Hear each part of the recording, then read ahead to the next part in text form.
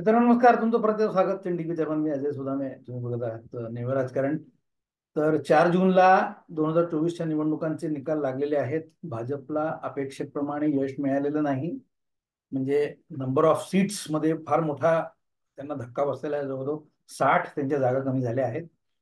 सांगण्यासारखा data point अजून एक की त्यांच्या मतदानाच्या टक्केवारी मात्र म्हणजे वोट पर्सेंटेज मध्ये मात्र फक्त काही 0.5 0.6 एवढंच त्यांचं मतदान कमी झालेलं आहे.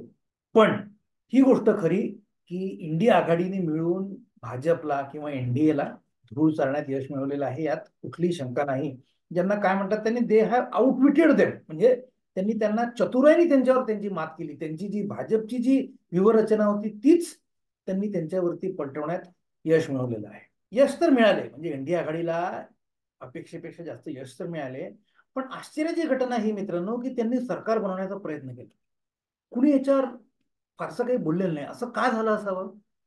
तर त्याचं एक एक्सप्लेनेशन मी पुढे देतो. त्याआधी असं बघा की म्हणजे इंडिया आघाडीच्या साधारणपणे 240 जागा, म्हणजे एनडीएच्या भाजपची जी अलायन्स पार्टनर्स म्हणून एनडीए आघाडी आहे, तिच्या जर का तुम्ही मोजल्या तर साधारणपणे 300 जागा आहेत. म्हणजे 240 जागा या इंडिया आघाडीकडे आहेत. मग काँग्रेसनी किंवा शरद पवारांनी हा प्रयत्न का नाही केला? शरद पवारांना पक्ष फोडून युत्या बनवायच्या, म्हणजे लग्नाच्या मंडपामधनं पोरीला पळून न्यायची शरद पवारांना जुनी सवय आहे त्यांची. त्याच्यामुळे तसं त्यांनी का केलं नाही? तर मित्रांनो, मला त्याचं हे उत्तर असं दिसतं की राहुल गांधींना किंवा शरद पवारांना हे चांगलं माहित आहे की राहुल गांधींनी जे प्रॉमिस केलं होतं 8,500 8,500 8,500 खटाखट खटाखट खटाखट खटाखट, त्यांना माहित आहे की हे महिलांना देणं शक्य नाही. म्हणजे आम्ही फक्त गरीब महिलांना देऊ असं म्हटलं तरी सुद्धा तो आकडा इतका प्रचंड आहे मित्रांनो की काँग्रेस देऊ शकते. त्याच्यामुळे आणि याच्यासारख्या अजून प्रॉमिसेस आहेत, म्हणजे फक्त 8,500 नाही, त्यांनी अजून काय वाटेल ते सांगितलेलं आहे. आणि त्याच्यामुळे मला वाटतं काँग्रेसला हे माहिती आहे की सरकार न बनवण्यामध्येच शहाणपण आहे. आणि गंमत नाही, हे 8,500 आपल्याला मिळणार असं खरोखर काही गरीब आणि अशिक्षित महिलांना वाटत होतं. कारण या निवडणुकांचे निकाल आल्यानंतर त्यांनी जागोजागी काँग्रेसच्या ऑफिसमध्ये जाऊन हे पैसे मागितले. पण त्यांना ते मिळणार नाही हे त्यांना आता कळलं. आणि ते जाऊन आल्यानंतर त्यांना कळलं की हे पैसे आपल्याला मिळणार नाही. तर आपण कॅम्पेनिंग करताना जे जे काय आपण लोकांना वचनं दिली, जे काय प्रॉमिसेस दिले की आम्ही तुम्हाला आकाशात चंद्र आणून देऊ, सूर्य तारे आणून देऊ, ते आपण देऊ शकत नाही हे काँग्रेसला माहित आहे. त्याच्यामुळे ते सरकार बनवण्याचा प्रयत्न करत नसतील असा माझा अंदाज आहे. आणि हा महत्वाचा इश्यू आहे का? असं बघा की केजरीवाल हे 2013 मध्ये पहिल्यांदा निवडणुकीला उभे राहिले होते. आज आता 11 वर्ष झाले. आणि दिल्लीची अवस्था बघा. तर तुम्ही जर का जे तुम्ही पाणी, वीज, कुठलीही सर्व्हिस असो, कुठलीही सर्व्हिस असो, साधा अर्धा किलो कांदा असो किंवा 1 किलो बटाटे असो किंवा शिक्षण असो, जर का याचे तुम्ही पैसे दिले नाहीत तर काय अवस्था होते हे दिल्लीचं आज उदाहरण आहे.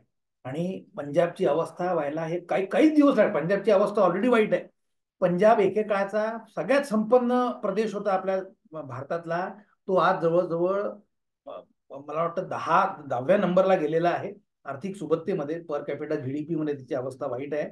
शेतीचं उत्पन्न घसरतं आहे. कॅन्सरनी तिथे कित्येक हजारो पेशंट्स ग्रस्त आहेत. त्याच्यानंतर ड्रग्ज अब्यूजचा प्रॉब्लेम आहे. तर पंजाबची ही अवस्था आहे. आणि त्याच्यामध्ये केजरीवालांनी आम्ही तुम्हाला हे फ्री देऊ, ते फ्री देऊ तिथे चालू केलेलं आहे. त्याच्यामुळे दिल्लीची अवस्था व्हायला ही जी 10 वर्ष लागली, ती पंजाबची अवस्था व्हायला मित्रांनो 5च वर्ष लागतील. माझे शब्द कुठेतरी लिहून ठेवा, तुम्हाला नक्की हे आठवतील. तर जर का तुम्ही दिलेल्या प्रॉमिसेस पूर्ण नाही केल्या तर काय होतं याचं उदाहरण दिलेलं आहे. त्याच्यामुळे राहुल गांधींना हे समजत असेल किंवा त्यांच्या काँग्रेसमध्ये जे काही कोणी जुने जुने जाणते म्हातारे लोक आहेत त्यांना हे माहिती आहे की हे काही सोपं नाही. त्याच्यामुळे मला वाटतं काँग्रेस हे सरकार बनवण्याचा प्रयत्न सध्या तरी करेल असे वाटत नाही.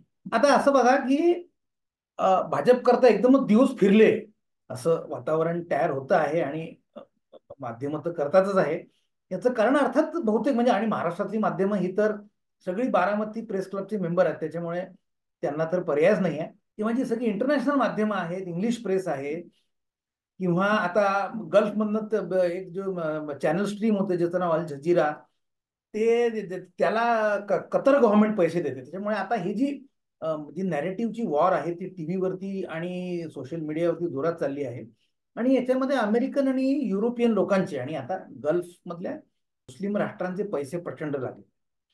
त्याच्यामुळे हे एकदम त्यांना मौका मिळाला. भाजपचा थोडस यश कमी जरी झालं तरी भाजप आता काही परत येत नाही, भाजप हारली, दिवस संपले, मोदी गेले, असं वातावरण ते लगेच तयार करण्यात त्यांना पटापट यश मिळतं. आणि आपले तुम्हाला माहिती आहे, आपण लोक तर इतके येडे आहोत की आपण लगेच त्याला बळी पडतोच. त्यात अजून एक अतिशय महत्वाची बाब ही की भाजपला नुसते अपेक्षेप्रमाणे यश मिळालेले नाही हे तर खरेच, पण त्याच्यानंतर भाजपवरती जे त्यांच्या समर्थकांनी जे टीकेची राळ उठवली आहे मित्रांनो, ती खरोखर इथे मला वाटतं नोंद घेण्यासारखी आहे.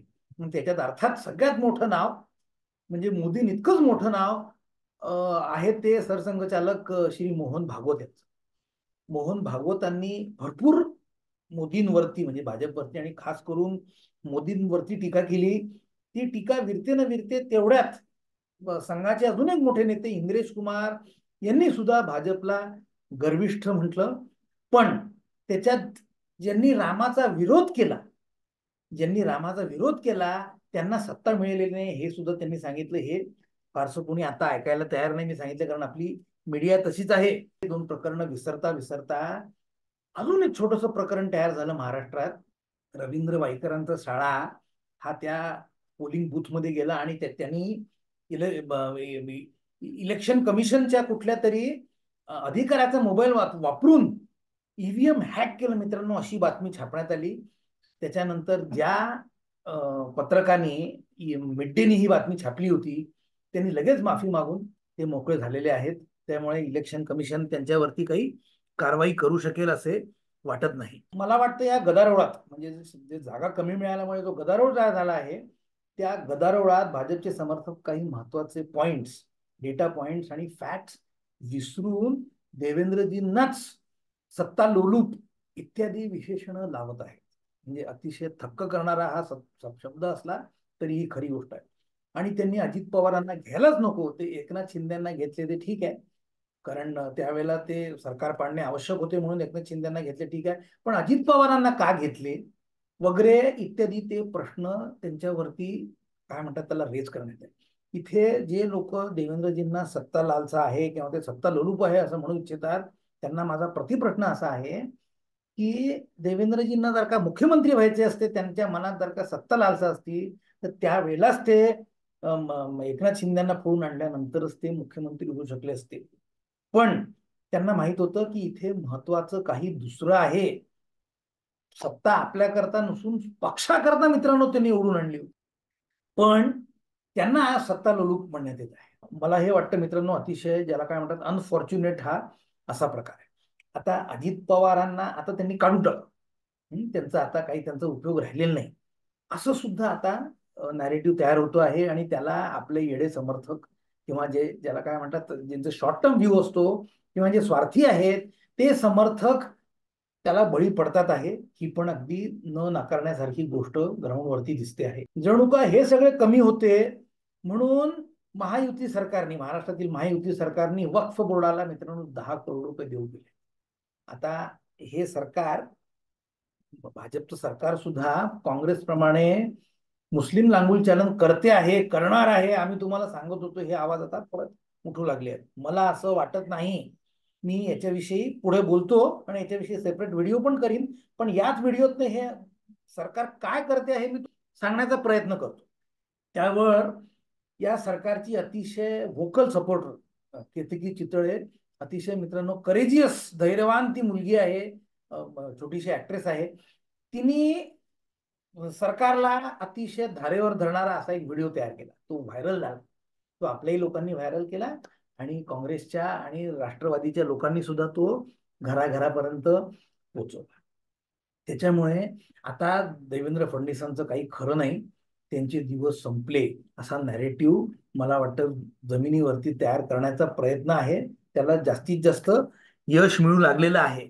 तर हे किती खरं आहे हा मनुष्य, या माणसाला मी चांगलं ओळखतो. म्हणजे ज्याला एकदा पु ल देशपांडे असं म्हणले होते की मी त्यांना ओळखतो, ते मला ओळखत नाही, हे कदाचित लागू असेल. पण मी त्यांच्याबरोबर भरपूर काम केलेलं आहे आणि मी या माणसाला पर्सनली ओळखतो. त्यामुळे ज्या लोकांना हे वाटत असेल की हा मनुष्य संपला, त्यांना मित्रांनो त्यांना परत प्रचंड धक्का बसणार आहे आणि जास्त वेळ लागणार नाही. तर याच्याविषयी मी पुढे बोलतो. त्याआधी या मागच्या 10 वर्षात म्हणजे मोदी निवडून आल्यानंतर कशी व्यूहरचनेत राजकीय लँडस्केपमध्ये कसा फरक पडलेला आहे ते थोडंसं मी तुम्हाला अर्ध्या मिनिटात सांगू इच्छितो. त्याही आधी एक अतिशय महत्वाचं नाव मी तुम्हाला सांगू इच्छितो. भाजपचे जुने समर्थक सुद्धा बहुधा विसरले आहेत. तर विषय भागवतांचा आहे. सरसंघचालक श्री मोहन भागवतांनी भाजपला लक्ष केलेलं आहे, टीका केली आहे, तिथून सुरुवात मी केली होती. तर हे सुद्धा मित्रांनो अजून एक भागवत होते. त्यांचं नाव वसंतराव भागवत. ते 1980, 84, 85, 90 मध्ये त्यांनी भाजप करता भरपूर काम केलं. ते संघाचेच होते आणि त्यांनी भाजपला एक फॉर्म्युला दिला होता, त्याला ते माधव म्हणत असत. म्हणून मी हेडिंग मध्ये विचारलेला आहे की तो माधव कुठे गेला. तर एक मोठं फेमस नाटक आहे प्रशांत दामलेंचं, गेला माधव कोणीकडे. त्या माधवची मला वाटतं भाजपला आठवण करून देणं भाग आहे. तर मित्रांनो त्या माधवचा लॉंग फॉर्म होता मा म्हणजे माळी, ध म्हणजे धनगर आणि व म्हणजे वंजारी. तर आज भाजप कुठेतरी हा माधव विसरून गेली आहे का असं मला वाटतं. आज माझ्याकडे हे या थेरमला सपोर्ट करणारा आता माझ्याकडे डेटा नाही, मी तो काढीन आणि त्याच्याविषयी बोलीन नक्की. पण मला वाटतं कुठेतरी या माधवला भाजप विसरली आहे. जो भाजपचा ओरिजिनल फॉर्म्युला आहे आणि त्याच्याचमुळे हे सगळे ओबीसी कास्ट आहेत मित्रांनो. माळी, धनगर आणि वंजारी या तिन्ही ओबीसी कास्ट आहेत. तर लक्षात घ्या की आमच्या विदर्भात आज चार चार जे खासदार आहेत जे महाविकास आघाडीकडनं निवडून आले आहेत ते ओबीसी आहेत. त्याच्यामुळे असं मला वाटतं की या माधवला परत आणणं भाग आहे. आता मी तुम्हाला म्हटलं होतं की या 10 वर्षात व्यूहरचना कशी चेंज झाली, पॉलिटिकल लँडस्केप कसा चेंज झालं ते बघूया. 2014 मध्ये मोदींच्या उदयामुळे जे क्षेत्रीय नेते होते ज्यांना सॅट्रॅप्स म्हणतात, मी असं म्हणतो की या इलेक्शनची एक मोठी थीम आहे ती अशी की रिटर्न ऑफ द रिजनल सॅट्रॅप्स. क्षेत्रीय नेते यांनी कमबॅक केलेलं आहे. कसा आता असं बघा, 2014 मध्ये मोदींच्या उदयामुळे हे क्षेत्रीय नेते पार झाकळून गेले होते.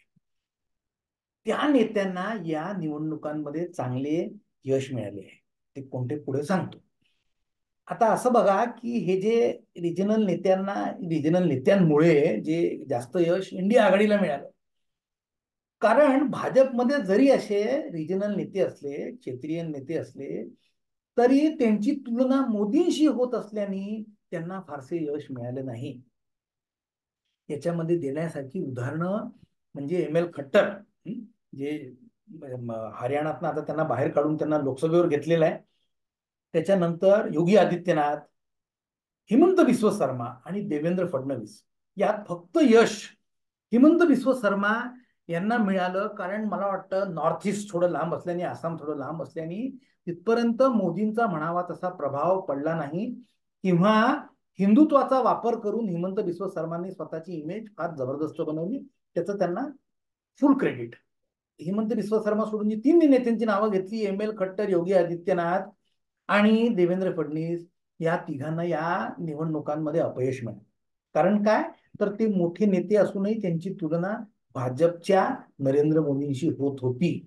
त्याच्यामुळे जेव्हा आणि त्या अपेक्षा पूर्ण होत नाहीत तेव्हा मग त्यांना म्हणावं तसं यश मिळतं. आता याच्या विरुद्ध तुम्ही हे जे रिजनल सॅट्रॅप्स आहेत, क्षेत्रीय नेते आहेत, ते तुम्ही इंडिया आघाडीमध्ये कोण आहेत ते बघा आणि त्यांना किती यश मिळालंय बघा. उत्तर प्रदेशमध्ये अखिलेश यादव यांनी 35 जागा आणल्या. 4 का 5 जागा होत्या, तिथून त्यांनी 35 जागा आज त्यांच्या पक्षाकरता आणलेल्या आहेत. त्याच्यानंतर महाराष्ट्रात शरद पवार जे पूर्ण खतम व्हायची वेळ आलेली होती. आज शरद पवारांनी मोदींचा अश्वमेधाचा घोडा रोखण्यात फार मोठी कामगिरी निभावलेली आहे. त्यानंतर राजस्थानमध्ये दोन्ही क्षेत्रीय नेते वसुंधरा राजे आणि सचिन पायलट या दोघांनी भाजपचं नुकसान केलं. सचिन पायलट तर काँग्रेसमध्येच होते, पण वसुंधरा राजे नाराज होत्या, त्याच्यामुळे भाजपचं राजस्थानमध्ये सुद्धा नुकसान झालेलं आहे. हरियाणात हुड्डा नावाचे नेते होते, ते पार गायब झाले होते काँग्रेसचे, ते आता परत आले आणि खट्टरांना तिथून भाजपला बाहेर काढून लोकसभेवर आणावं लागलेलं आहे. आता याच्यात भाजपचा फायदा काय झाला बघा, फायदा कोणत्या नेत्यांमुळे झाला. भाजपचा फायदा 3 नेत्यांमुळे मुख्यतः झाला, ते म्हणजे नितीश कुमार, चंद्रबाबू नायडू आणि पवन कल्याण. तर नितीश कुमार बिहारमधून येतात आणि ते भाजपमध्ये नाहीत, पण ते एनडीए मध्ये. जसं मी म्हटलं की भाजपमधल्या नेत्यांना अपयश आलं, भाजपमधल्या क्षेत्रीय नेत्यांना अपयश आलं, पण भाजपच्या बाहेरच्या नेत्यांना यश मिळालं. हे आधुनिक उदाहरण आहे. बिहारमधले नितीश कुमार, त्यांचा स्वतःचा वेगळा पक्ष आहे जेडीयू. आंध्र प्रदेशमध्ये चंद्रबाबू नायडू, जे विसरून गेले होते लोक त्यांना, ते परत आलेले आहेत, ते मुख्यमंत्री झालेले आहेत. आणि पवन कल्याण, पवन कल्याण हा चिरंजीवी नावाचा फार मोठा नट होता. पवन कल्याण मोठा ऍक्टर आहे आंध्र प्रदेशमधला. या पवन कल्याणला मित्रांनो त्यांच्या पक्षाने फक्त 23 ठिकाणी उमेदवार उभे केले होते. विधानसभेत 21 आणि लोकसभेत 2, या 23 पैकी 23 ठिकाणी. तर यश आलं की असं येतं. थोडक्यात काय मी सांगण्याचा मुद्दा हा की हे जे जवळजवळ 7-8 मी तुम्हाला उदाहरणं दिली, जास्त दिली, भाजपचे मिळून 12-13 उदाहरणं दिली. तर असं लक्षात घ्या की जे भाजपचे क्षेत्रीय नेते होते ते पडलेले आहेत, त्यांना अपयश आलेलं आहे. मात्र जे भाजप सोडून बाहेरचे क्षेत्रीय नेते होते त्यांना प्रचंड यश मिळालेलं आहे. हा data point I am sure Amit भाई शहा मिस करणार नाहीत.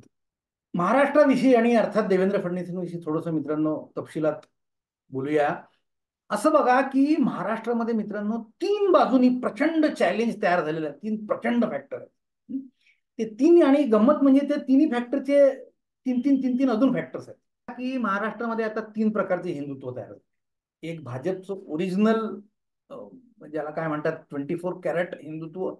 त्याच्यानंतर एकनाथ शिंदेंनी, बाळासाहेब ठाकरे आणि आनंदराव दिघे, धर्मवीर आनंद दिघे यांच्यापासून प्रेरणा घेऊन तयार केलेलं स्वतःचं हिंदुत्व, ज्याला ते फॉलो करतात. आणि नंबर 3 उबाठा यांचे सुद्धा हिंदुत्व आहे. उद्धव ठाकरे सुद्धा कुठेतरी हिंदुत्वाला फॉलो करतात असं मानणारा एक वर्ग आहे. तर थोडक्यात काय, 3 प्रकारचं हिंदुत्व आता महाराष्ट्रात तयार झालेलं आहे. त्यानंतर महाराष्ट्रात 3 प्रकारचे सामाजिक घटक आहेत. 3 सामाजिक घटक आहेत. सगळ्यात पहिला मराठे, त्याला कुणबी सुद्धा म्हणू शकता, मराठे सुद्धा म्हणू शकता. याच्यामध्ये गरीब मराठे जे शेती करतात, जे जवळजवळ 75-80% मराठे आजही गरीब आहेत, कुणबी गरीब आहेत, ते शेती करतात. आणि एक जे सधन आहेत ते आहेत राजकीय मराठे, जे तुम्हाला कोल्हापूर, सांगली, सातारा या एरियात दिसतात. तर हे मराठे बेसिकली भाजपला विरोध करतात. त्यात एकच साताऱ्याहून उदयनराजे निवडून आले. तुमच्या असं लक्षात येईल की कोल्हापूरमध्ये भाजप हारली, सांगलीमध्ये हारली, आणि अजूनही तिथे भाजप हारलेलीच आहे. ते हे राजकीय मराठे सुद्धा भाजपला विरोध करतात. तर पहिला पहिला फॅक्टर काय, मराठे. दुसरं ओबीसी, अर्थात ओबीसी तुम्ही सगळे जाणता. आणि तिसरा शहरी बीकेबी. तर बीकेबी ही काय भानगड, तर बीकेबी म्हणजे ब्राह्मण, क्षत्रिय आणि बनिये. तर हे बेसिकली शहरात राहणारे लोक आहेत असं मी मानतो, मेजॉरिटीमध्ये. सगळीचकडे थोडे थोडे राहतात, पण शहरात हे एकत्र एकवटलेले आहेत. हे 3 मोठे घटक आता महाराष्ट्रात तयार झालेले आहेत. आणि अजून एक तिसरा फॅक्टर, याचे सुद्धा 3 फॅक्टर आहेत. तो हा की देवेंद्रजींना 3 बाजूनी मित्रांनो आता घेरा बसलेला आहे. तुम्ही जर का या इलेक्शनचं अनालिसिस केलं तर असं लक्षात येईल की देवेंद्रजींना 3 ठिकाणी तडाखा बसला, आणि तो 3ही ठिकाणी लांब लांब लांब लांबून बसलाय. त्यामुळे देवेंद्रजी जर का मुंबईत बसले आहेत तर त्यांना 3 बाजूंनी आता घेरा बसलेला आहे. त्या 3 जागा अशा, पहिली विदर्भ. विदर्भ हा आता पहिले जुना काँग्रेसचा गड होता, तो आता भाजपचा गड झाला होता. पण तिथे आता यावेळेला काँग्रेसला प्रचंड यश मिळालेलं आहे. तर इथे भाजप विरुद्ध मुस्लिम तर गेलेलेच आहेत, मुस्लिम भाजपला मतदान करतच नाही, पण दलित सुद्धा आता यावेळेला भाजप विरुद्ध गेलेले आहेत. दुसरा इलाका म्हणजे मराठवाडा. मराठवाड्यामध्ये मनोज जरांगेंनी प्रचंड आंदोलन केलं आणि त्याचं यश एनसीपीला, काँग्रेसला मिळालेलं आहे. इथे गरीब मराठा आणि दलित हे भाजप विरुद्ध उठून उभे राहिलेले आहेत.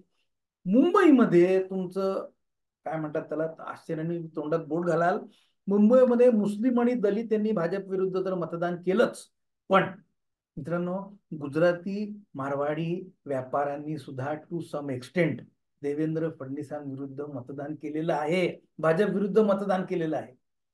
याचं कारण मराठी विरुद्ध गुजराती, मराठी विरुद्ध मारवाडी हा वाद आहे. तुम्ही मान्य करा किंवा नका. त्यातही एकनाथ शिंदेना घेतलं म्हणजे शिवसेना आपल्यापासून जरा लांब गेली होती, हे या व्यापाऱ्यांना आवडलं होतं. ते शिवसेनेला परत आणल्याने 2021 मध्ये तो त्यांना राग आलेला आहे. माफ करा, 2022 मध्ये शिवसेनेला परत घेतल्याने ती गोष्ट त्यांना आवडलेली नाही.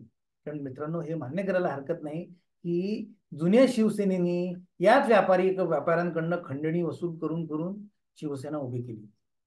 त्यानंतर जेव्हा अजित पवारांना घेतलं, त्यानंतर तर या व्यापाऱ्यांना अजून जास्त राग आला आहे, असे आमचे सूत्र नक्की सांगतात. हे कोणी बोलायची हिंमत केली असेल नसेल, मी करतो, पण ही गोष्ट खरी आहे. तर मित्रांनो, देवेंद्रजींना 3 इलाक्यांमधनं जबरदस्त घेरा बसलेला आहे, विदर्भातून, मराठवाड्यातून आणि मुंबईत सुद्धा. हे कधी वाटलं. तर देवेंद्रजींसमोरचं चॅलेंज एवढं प्रचंड आहे. आणि मी तरी सांगतो की या माणसाला राईट ऑफ करू नका. हा कुठेही जाणार नाही. हा महाराष्ट्रात एक डिसिसिव्ह विक्ट्री मिळूनच दिल्लीला जायचं असतच आहे. आधी महाराष्ट्रातल्या आपल्या शत्रूंना ते जेरबंद करतील आणि मगच ते पुढे जातील, मला अगदी खात्री आहे. आता राहिला प्रश्न हा की अजित पवारांचे काय. तर मित्रांनो, अजित पवार कुठेही जाणार नाही. तुम्ही गॅरंटी आहे, लिहून घ्या. अजित पवार कुठेही जाणार नाही. ते भाजप बरोबर एनडीए मध्येच राहतात. कारण देवेंद्र फडणवीस असा मनुष्य नाही जो पाठीत चुरा मारेल. राजकारण ते भरघोस करतील, जेवढं तुम्ही कधी इमॅजिन करू नसेल ते राजकारण करतील, पण पाठीत चुरा ते मारणार नाहीत. ते काम काही खास नेत्यांकडे दिलेलं आहे, तेच करतात, ते करतील. देवेंद्रजी अजित पवारांना सोडणार नाहीत याचं मित्रांनो प्रूफ, सबूत हे की ते 10 करोड रुपये त्यांनी वक्फ बोर्डाला दिले. आता तुम्ही म्हणणार की म्हणजे भाजप हिंदुत्व विसरली, तर नाही. ती अजित पवारांचे जे काय ते राष्ट्रवादीतनं आल्याने त्यांचे जे काय मतदार असतील, त्यांची जी काय कॉन्स्टिट्युन्सी असेल, त्यांना खुश करण्याकरता मला वाटतं ते करावं लागलं असेल. पण देवेंद्रजी हिंदुत्व विसरलेले नाहीत, भाजप हिंदुत्व विसरले नाही. याचं प्रूफ मित्रांनो हे आहे की बोगस वोटिंग करता लगेच निवडणुका संपल्या संपल्या त्यांनी अरेस्ट सुरू केलेले आहेत. तर आता असं बघा की अजित पवारांना घेतल्यामुळे भाजपचं नुकसान झालं का? असं झालेलं नाही. महायुतीला मागच्या निवडणुकांपेक्षा मतदान जास्त झालेलं आहे. तुम्ही जर का नीट डेटा बघितला तर तुमच्या लक्षात येईल की महायुतीला 2019 पेक्षा मतदान जास्त झालेलं आहे. भाजपला अर्धा % मतदान करतो. तुम्ही अजून थोडं डेटामध्ये आतमध्ये खोदलं तर लक्षात येईल की एकनाथ शिंदेना जवळजवळ उद्धव ठाकरे एवढंच मतदान झालं. मग उद्धव ठाकरेंना जी सहानुभूती होती त्याचं काय? सहानुभूतीचा अँगल थोडासा शरद पवारांच्या बाबतीत खरा निघाला, कारण अजित पवारांना मतदान कमी झालं. त्यांना शरद पवारांच्या फक्त 1/3च मतदान झालं. त्याच्यामुळे हा अँगल खरा असा मानला पाहिजे. पण तरी सुद्धा त्यांनी 4% मतं त्या महाविकास आघाडीकडनं ओढून आणली, हीच मित्रांनो फॅक्ट आहे. त्याच्यामुळे या दोघांना घेण्याने नुकसान झालेलं आहे. हा नॅरेटिव्ह खोटा आहे आणि त्याची प्रचिती तुम्हाला या विधानसभेच्या निवडणुकीत येईल असं मला 100% वाटतं. व्हिडिओ आमचा आवडला तर लाईक करा, शेअर करा, चॅनलला सबस्क्राईब करा. जय हिंद, जय श्रीराम.